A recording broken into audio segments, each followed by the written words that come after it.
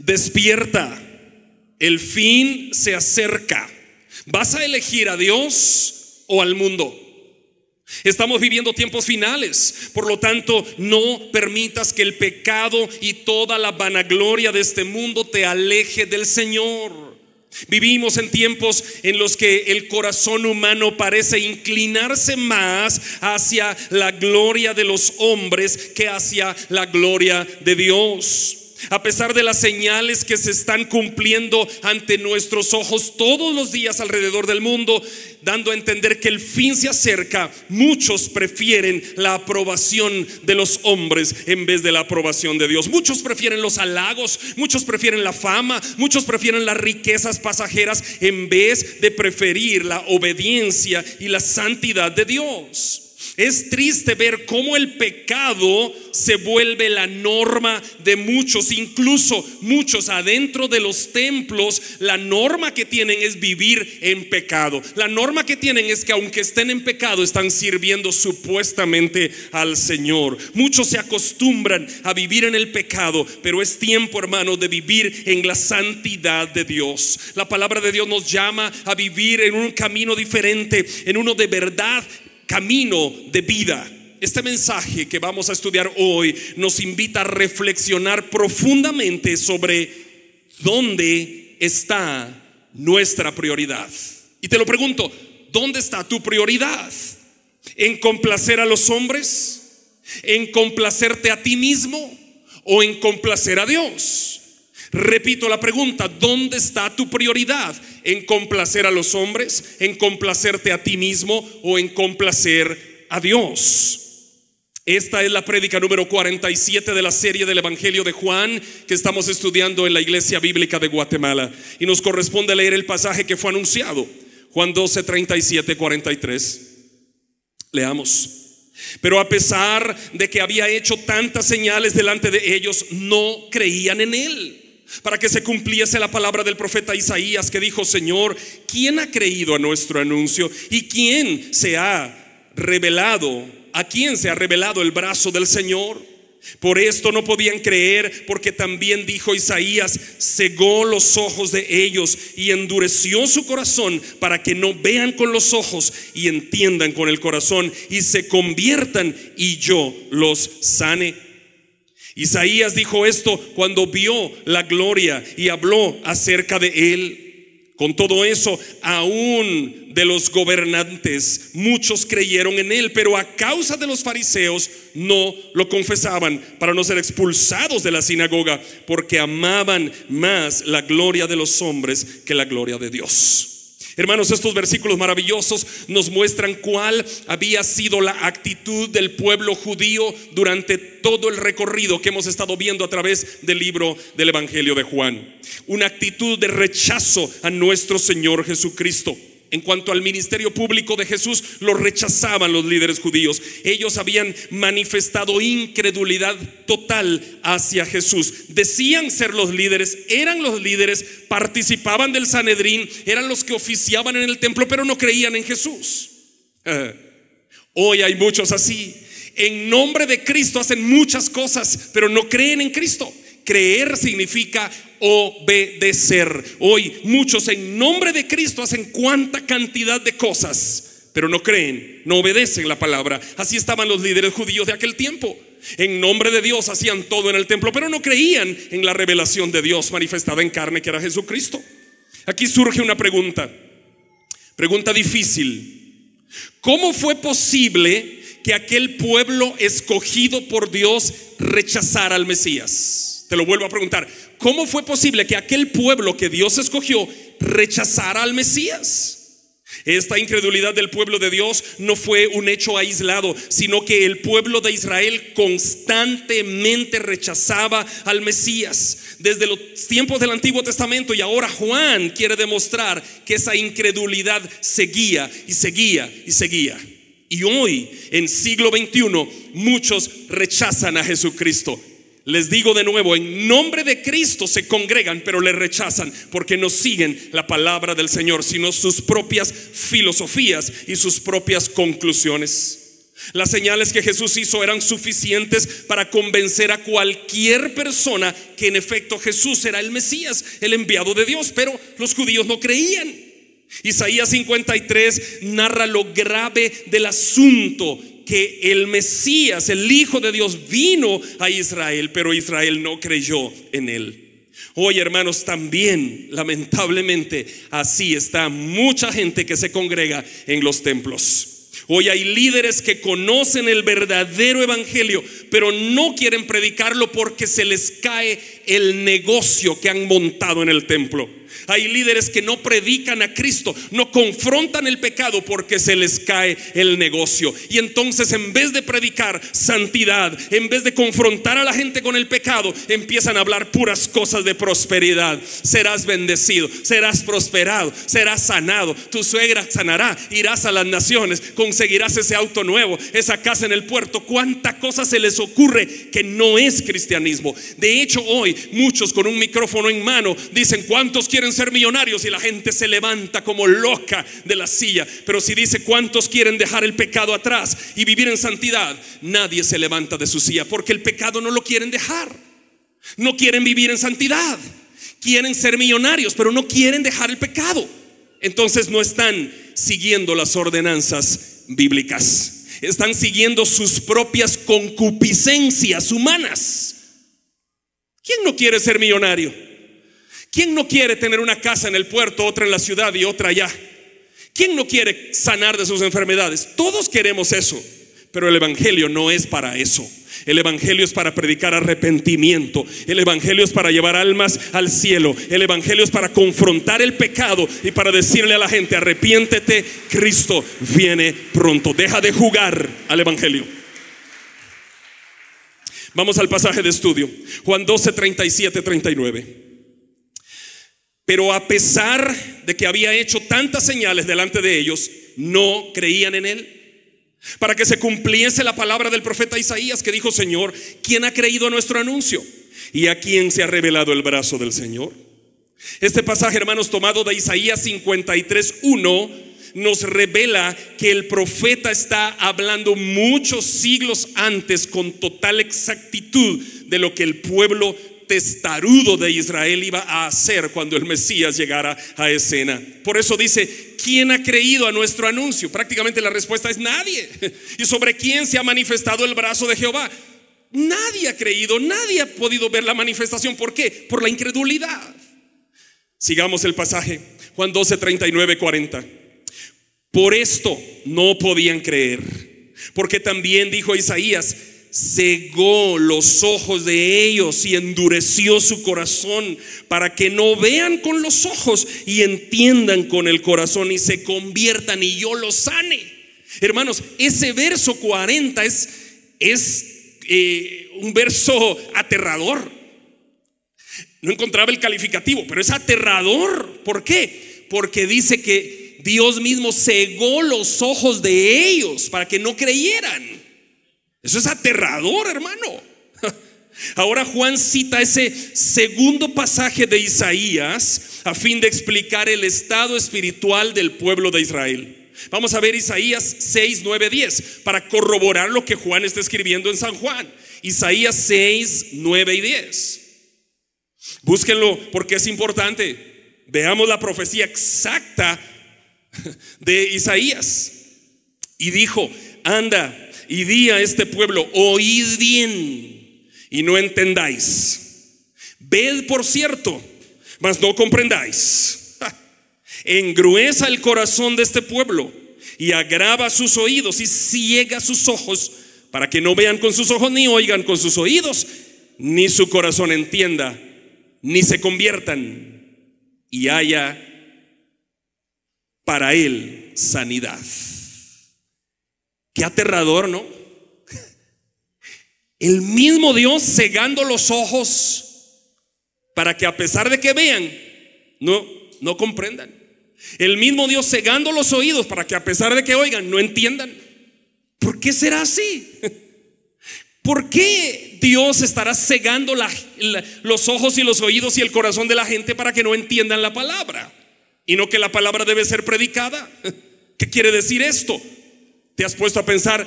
Dios mismo endureciendo. Y te has puesto a pensar, ¿a qué horas Dios endurece mi propio corazón para que yo deje de creer? Sabes, eso ha pasado hoy con ese falso evangelio del entretenimiento. Eso ha pasado hoy. Dios ha endurecido el corazón de esos líderes que solo entretienen masas con show de todo tipo de cosas, para que ahora ya no crean, ya crean en sus propias concupiscencias y falacias. Hermanos, algunos, sin tener en cuenta el contexto, han interpretado ese texto como aterrador, como difícil. ¿Qué pasa si Dios me endurece a mí el corazón? Ok, ahora veamos el contexto, porque la interpretación correcta sería de explicar que Dios envió profetas una y otra vez, una y otra vez, una y otra vez, y ellos no quisieron entender. Dios les estaba enviando constantemente un anuncio que iba a mandar al Mesías, y cuando el Mesías llegó, ellos podían leer la profecía y enterarse que este chico era el Mesías, pero ellos no querían hacerlo. ¿Por qué? Repito, porque se les caería el negocio del templo. Hermanos, el propósito de Dios, ¿cuál es? Que Cristo viniera al mundo. ¿Para qué? ¿A condenar al mundo o a salvarlo? A salvarlo. El propósito no era condenar a la raza humana, pero la raza humana se condena solita. ¿Por qué la raza humana se condena solita? Leamos de nuevo el pasaje que estudiamos el domingo pasado, Juan 3, 16 a 19.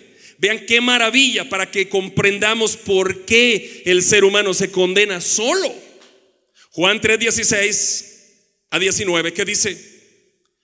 Porque de tal manera amó Dios al mundo, escuchen, que ha dado a su Hijo unigénito. ¿Para qué? Para que todo aquel que en Él cree no se pierda, mas tenga vida eterna. Ahora mira por qué se pierde la gente entonces. Si Dios mandó a Jesús para que todo aquel que en Él cree no se pierda, ¿por qué se pierden? Aquí está la respuesta, 17 al 19.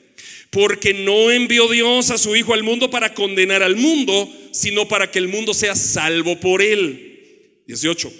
El que en Él cree no es condenado, pero el que no cree, tiempo pasado, ya ha sido condenado, porque no ha creído en el nombre del unigénito Hijo de Dios. 19. Esta es la condenación. ¿Cuál? ¿Cuál es la condenación, pastor? Aquí está. Que la luz vino al mundo y los hombres amaron más las tinieblas que la luz, porque sus obras eran malas. Ahí está la condenación. Cristo no vino a condenar a nadie. Los hombres amaron más las tinieblas que la luz. Entonces, ¿qué pasó? Su corazón se endureció.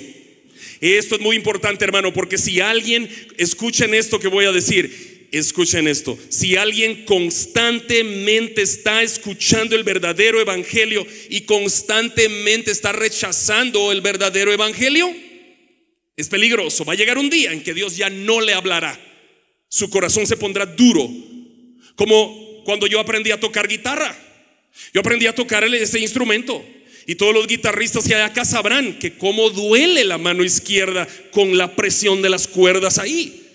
Pero cuando los dedos aquí en la yema se convierten en callosos y hay callo en cada yema, ya no duele. Y un guitarrista se vuelve genial y una estrella de la guitarra. ¿Por qué? Sus dedos con callo ya no duelen. Entonces es especial escuchar a un guitarrista con sus dedos encallados aquí. ¿Por qué? Porque toca de maravilla. Pero ese callo también le puede salir a tu corazón. Cuando tú constantemente estás escuchando la palabra, deja el pecado atrás, arrepiéntete, Cristo viene pronto. Si vives en pecado no vas para el cielo. Y tú dices, no me interesa esa palabra, quiero escuchar prosperidad, serás millonario, serás bendecido, eso sí me gusta, voy para acá. Cuidado, tu corazón puede tornarse calloso y de repente ya no sentirás el dolor del pecado. Como un guitarrista ya no siente el dolor de las cuerdas, tú ya no sentirás el dolor del pecado y tu alma estará en peligro. Para corroborar lo que estoy diciendo, Proverbios 29:1. Leamos. Proverbios 29:1. ¿Qué dice la palabra ahí? Y mira que esto es para subrayarlo y para tenerle respeto a la palabra. El hombre que reprendido endurece la cerviz, de repente será castigado. ¿Y qué? Y no habrá para él medicina. ¡Wow! Esto es duro, pero es serio. Repito, cerviz es esta parte, mírenme acá, esto. El hombre que reprendido, está siendo reprendido, deja el pecado, deja de andar con ese hombre no es tu marido, solo te estás revolcando en el pecado, deja de andar con esa mujer no es tu esposa, solo te estás revolcando en el pecado, deja de chatear con eso, deja de aquí, deja de allá, y tú no quieres, cuidado. Aquel que reprendido endurece la cerviz, de repente será castigado y no habrá para él medicina. Ese de repente es complicado. Ese de repente puede ser en cualquier momento. Como decía mi abuelita, un solo sopapo, decía, es cualquier momento. De repente será castigado. Ya no habrá medicina. ¿Por qué? Porque estuvo siendo reprendido y no quiso, endureció su corazón. Por eso es que Dios dice que le endureció el corazón del pueblo. ¿Se recuerdan el ejemplo de Faraón en Egipto? Éxodo 9:12. Vamos a leer Éxodo 9:12. ¿Recuerdan ese ejemplo? Faraón en Egipto dice: pero Jehová que endureció el corazón de Faraón y no los oyó como Jehová lo había dicho a Moisés. Moisés llegaba a hablar con el faraón. Faraón, deja ir a mi pueblo. Dice el Señor que dejes ir al pueblo de Israel. Déjalo ir. No, Faraón no. Se endureció, no quiso. ¿Pero por qué endureció el faraón su corazón? Porque Dios lo había dispuesto así. Porque Faraón constantemente estaba rechazando al Señor. Hermano, si tú constantemente rechazas al Señor, o yo lo rechazo, corremos el grave peligro de irnos a la perdición eterna. Con miles de mensajes de motivación: seré millonario, lo arrebato, lo tendré, y aquí y allá y tanta cosa, pero en el infierno, porque ese no es cristianismo. Amén. ¿Puedo escuchar un amén? Josué 11:20. Josué 11:20, otro ejemplo del Antiguo Testamento. ¿Qué dice? Otro ejemplo de cuando Dios endureció el corazón. Dice: por esto vino de Jehová que endurecía el corazón de ellos para que resistiesen con guerra a Israel, para destruirlos, y que no les fuese hecha misericordia, sino que fuesen desarraigados como Jehová lo había mandado a Moisés. ¿Qué pasó? Dios endurecía el corazón de ellos, de los que circundaban o circulaban a Jerusalén, para que siempre estuvieran en guerra contra Israel. Y el corazón estaba duro y siempre estaban luchando. Ay, hermano, es como aquella figura del caballo, ¿no es cierto? Que está el amo así tranquilo y de repente el caballo da una patada para atrás. ¡Wow! Como que siempre estaba luchando el amo con el caballo, y el caballo se fastidia y le da una patada. Vamos a ver otro ejemplo. Marcos 3, 28, 29, Nuevo Testamento. Este ejemplo es del Nuevo Testamento. Marcos 3, 28, 29. ¿Qué dice? De cierto os digo que todos los pecados serán perdonados a los hombres. Atento aquí, hermanos, esto es serio también. Y las blasfemias cualquiera que sean. 29, un pasaje serio, aterrador. Pero cualquiera que blasfeme contra el Espíritu Santo no tiene perdón jamás, sino que es reo de juicio eterno. Esto es para decir: wow. Pastor, ¿qué significa blasfemar contra el Espíritu Santo? Ok, muy bien. ¿Qué es la blasfemia contra el Espíritu? No estamos hablando de eso hoy, pero viene como anillo al dedo. La blasfemia contra el Espíritu Santo como tal, literalmente no la puedes cometer tú y yo ahora, porque Jesús ahora literalmente no está en la tierra en forma de hombre. ¿Por qué se cometió esa blasfemia?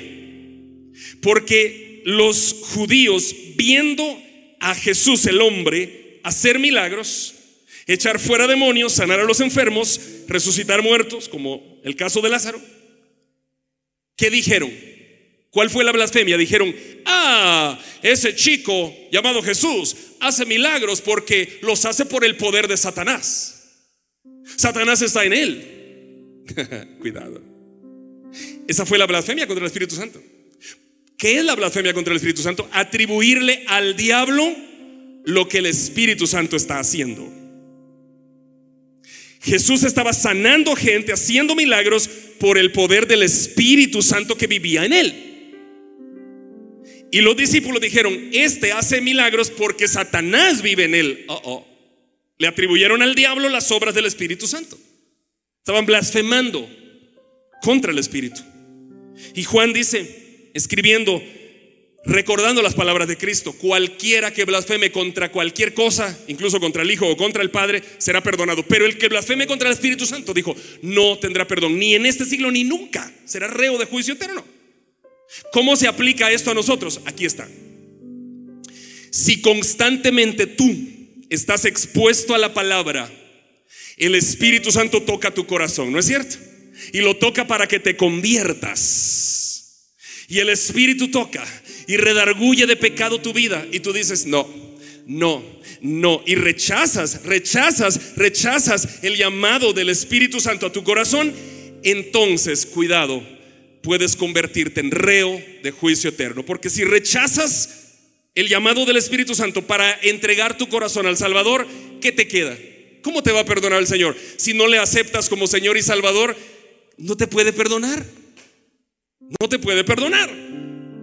Entonces, cuidado, hermanos, no rechacemos el llamado del Señor en nuestra vida. No rechacemos, porque es peligroso.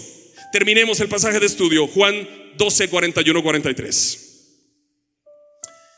Isaías dijo esto cuando vio su gloria y habló acerca de él. Con todo esto, aún de los gobernantes muchos creyeron en él, pero a causa de los fariseos no lo confesaban, para no ser expulsados de la sinagoga, porque amaban más la gloria de los hombres que la gloria de Dios. Hermanos, muchos habían creído en Cristo, incluso muchos de los gobernantes, ¿qué es esa palabra? De los del Sanedrín, de los gobernantes, de los que gobernaban el templo, habían creído en Cristo, pero no lo confesaban porque tenían miedo. Hoy muchos han creído y conocido el verdadero evangelio, pero no lo confiesan porque tienen miedo. ¿Por qué tienes miedo, hermano? No tengas miedo. No les da miedo ni les da vergüenza aquellos que agarran una espada y dicen que son profetas y apóstoles y tocando shofares y diciendo que el sonido del shofar va a sanar Guate y va a sanar a América, y no les da vergüenza hacer esas cosas, y que eso no es bíblico. ¿Por qué te da vergüenza a ti decir: soy cristiano, Cristo me salvó, Él me redimió? Lo demás, que yo agarre una espada aquí, que diga soy profeta de Dios, y que en el nombre de esta espada y en el nombre de cualquier cosa yo te declaro, eso me daría vergüenza a mí, que es una tontera. Pero agarrar esta espada, la espada de dos filos, y predicar la palabra verdadera, pura y santa, eso no me da vergüenza, porque esta palabra es la que da vida. Escudriñad las escrituras, porque a vosotros os parece que en ellas tenéis la vida eterna, y ellas dan testimonio de mí, dice Cristo. Toma la espada verdadera, que es esta. La otra, ¿qué es? Toma esta espada. ¿Qué tienen que hacer los que estudian esgrima? El esgrima es una disciplina olímpica. ¿Y qué hacen? Aprenden a manejar primero la espada. Hoy hay muchos que agarran un púlpito y un micrófono y no saben manejar la espada, que es esta. Entonces se inventan cualquier cosa. Hermano, aprende a manejar la espada de dos filos, que penetra hasta partir el alma, las coyunturas y los tuétanos, y discierne los pensamientos y las intenciones del corazón. Aprende a manejar la espada, porque si no aprendes, vas a estar scrolleando en las redes sociales y te van a estar dando atol con el dedo. Y vas a estar creyendo todo lo que mires ahí. No, cuidado. Stop. Cuidado. Para. Frena. No todo lo que brilla es oro. Hay cosas que brillan que son puro papel. Parecen oro, pero no son oro.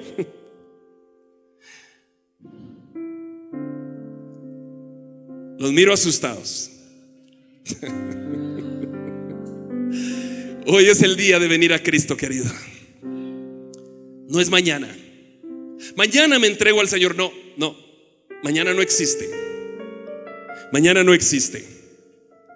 Tú no sabes si vas a estar mañana. Hoy es el día. Anoche hablábamos en la reunión de caballeros y yo les llevaba en 5 minutos a una reflexión y les dije: aquí hay varios caballeros, y los nombré por nombre, que han enterrado este año a sus madres, a sus padres, a sus esposas. Empezaron el año, pero ya no están con nosotros. Tú no sabes cuándo es el día de llegar delante del Señor a entregar cuentas. ¿Qué le dirás al Señor? Señor, yo agarré 3 espadas, 2 shofares, y le dije a la gente que iba a ser millonaria. Y el Señor dirá: ¿y por eso murió mi hijo? Yo le diré: Señor, yo agarré la palabra pura y santa y le dije a la gente: deja de pecar, porque si no, no vas para el cielo. Vive en santidad. Sin santidad nadie verá al Señor. Hoy es el día de arrepentirte, de venir a Cristo. Esto es el Evangelio. El Evangelio es poder de Dios para salvar. That's it. No hay más. ¿Qué es el Evangelio? Poder de Dios para salvar. Punto.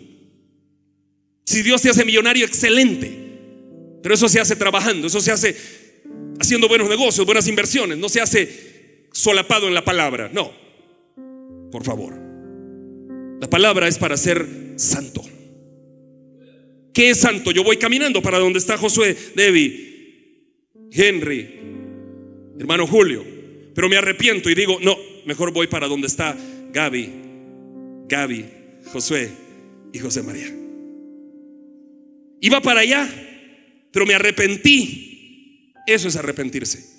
Estaba viviendo camino hacia el pecado, pero me arrepiento y ahora voy camino al cielo. Eso es santidad. Santidad simplemente es apartado para el Señor, apartado para, reservado para. Eso es santidad.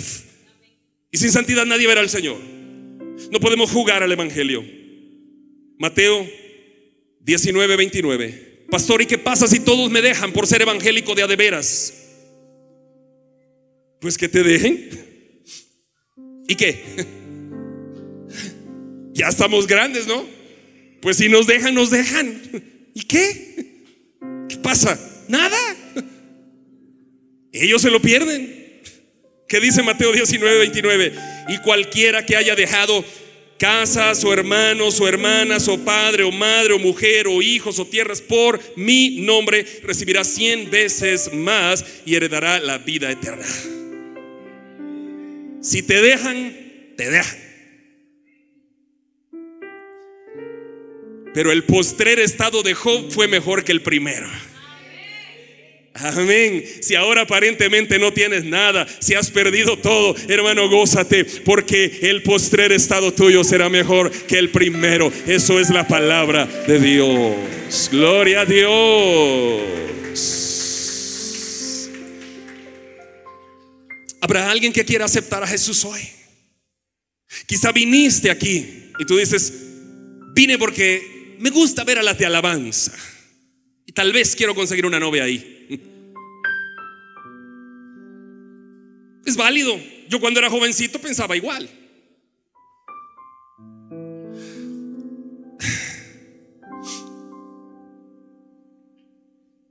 Quizá viniste porque es que quiero ver a los chicos de televisión, quiero conseguir uno de esos. Pues es válido. Pero tú crees que viniste por eso, pero no es cierto. Quiero ir a conocer ese pelón que sale ahí en las redes sociales, a ver si es cierto que... Pues es válido. Tú crees que viniste a conocer al pelón. No, Dios te trajo para que escucharas esta palabra, porque esta palabra iba a ser predicada hoy y Él quería que tú la escucharas. Por eso estás aquí, no por otra cosa. No estás por otra cosa, ni por el pelón, ni por la de alabanza, ni por la de televisión, ni nada. Estás aquí porque el Espíritu Santo preparó tu agenda. Él quería que escucharas esta palabra, porque quizá has estado practicando un evangelio que no es evangelio y crees que es. O quizá estás viviendo totalmente en el mundo. Pregunto, por última vez, ¿quieres aceptar a Jesús? Levanta una de tus manos. ¿Habrá alguien que quiere aceptar a Jesús? ¿Dónde estás? ¿Quieres aceptar a Jesús? Acércate a Dios y Él se acercará a ti. Te invitamos a conectarte con la palabra de Dios todos los días a través de este canal, en esta red social.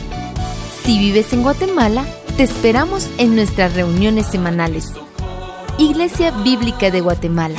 Predicamos la verdad de las Escrituras.